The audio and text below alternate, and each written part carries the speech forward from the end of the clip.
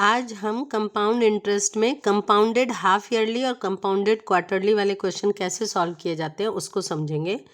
तो उसके लिए सबसे पहले देखिए, क्वेश्चन में आपको 3 तरह के क्वेश्चन आते हैं कि compounded yearly, compounded half yearly और कंपाउंडेड क्वार्टरली। ईयरली वाले तो सिंपल क्वेश्चन है जो आप अभी तक कंपाउंड इंटरेस्ट के लगाते आ रहे हैं, पिछले वीडियोस में भी मैंने ये समझाया था आपको। अब इनका कंपैरिजन समझा रही हूँ मैं आपको।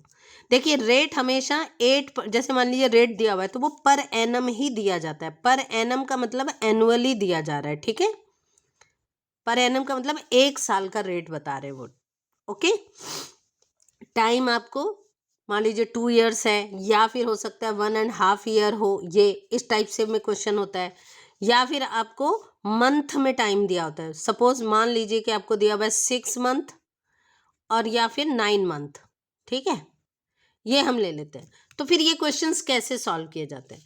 जो अगर ये टाइमिंग है, टाइमिंग को हमेशा ईयर में कन्वर्ट कर लेना चाहिए। अगर आपको 2 इयर्स 1.5 ईयर दिया तो 1.5 ईयर को आप कन्वर्ट करोगे 2 1 जा 2, 2 + 1 3, 3/2 ईयर्स में, ठीक है। अब अगर आपका ये ईयरली में कर रहे हो तो इसमें बदलने की आपको जरूरत नहीं है। 1 ईयर अलग सॉल्व करोगे, हाफ ईयर अलग। वो मैंने आपको वीडियो में बताया था, अगर टाइम फ्रैक्शन में हो तो कैसे सॉल्व करते हैं।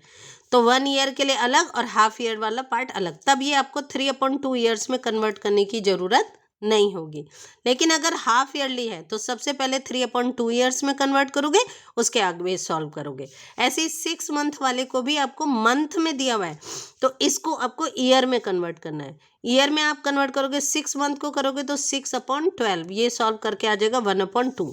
ऐसे 9 मंथ को सॉल्व करोगे तो 9/12, और इसे कैंसिल करोगे 3 3 जा 9, 3 4 जा 12, 3/4 आ गया, ठीक है। 3/4 ईयर।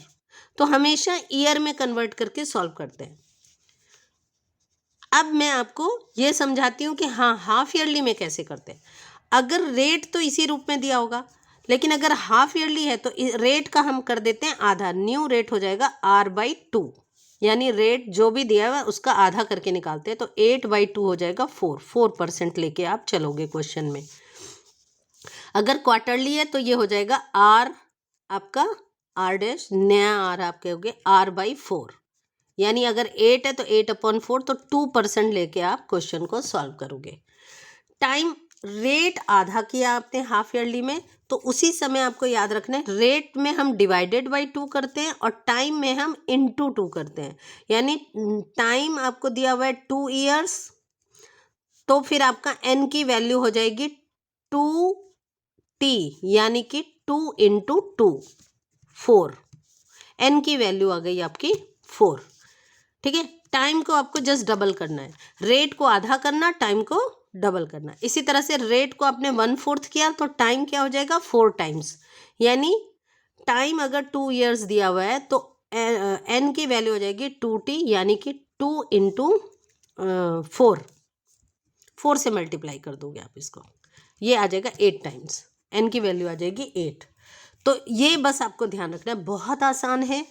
जो भी रेट और जो भी टाइम दिया है, अगर आपको हाफ ईयरली कंपाउंडेड करना है तो रेट आधा कर दो, टाइम डबल कर दो, n की वैल्यू डबल कर दो। अगर आपको क्वार्टरली निकालना है तो रेट 1/4 कर देते हैं, यानी रेट को 4 से डिवाइड कर दो और टाइम को 4 से मल्टीप्लाई कर दो, तो आपका क्वेश्चन सॉल्व हो जाएगा। अब जैसे ये क्वेश्चन है, मान लीजिए आपको यहाँ पे रेट दिया हुआ है 8% और टाइम दिया हुआ है आपको 2 इयर्स, तो इसको सॉल्व करते समय वैल्यू आप रखोगे 10,000, 1 + 8/100 और रेज़्ड पावर 2, और इस क्वेश्चन को सॉल्व कर दोगे जो आपका तरीका है, ठीक है। 108/2 आएगा। अगर यहाँ सॉल्व कर रहे हो यही क्वेश्चन हो, रेट 8% दिया हुआ है, टाइम 2 दिया हुआ है, तो अब आप न्यू टाइम निकालोगे जो आया आपका 4%, और न्यू ये निकालोगे तो वो 4 आ जाएगा। अब यहाँ वैल्यू रख दोगे 10,000, amount is equal to 10,000, 1 + 4/100 raise to power 4, n की वैल्यू 4 और रेट आपने 4 लिख दिया। देखिए, 2 तरीके होते हैं यहाँ पे सॉल्व करने के। अगर आपने रेट को सॉल्व करके निकाल लिया, आधा कर चुके हो, तो डायरेक्ट आप वैल्यू रख दोगे। और मान लो ये वैल्यू 7 होती, तब कैसे करते आप? अगर रेट आपका 7% होता तो आप रेट को, न्यू रेट को निकालने के लिए आप 7/2 करते, 7/2%। अब ये फ्रैक्शन में आ रहा है तो कैसे लिखोगे?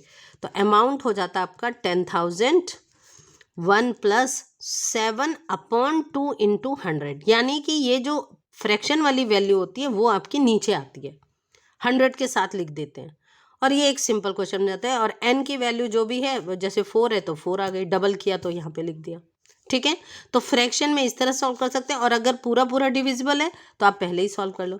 सिमिलर वे में हम क्वार्टरली वाले क्वेश्चन को भी करते हैं।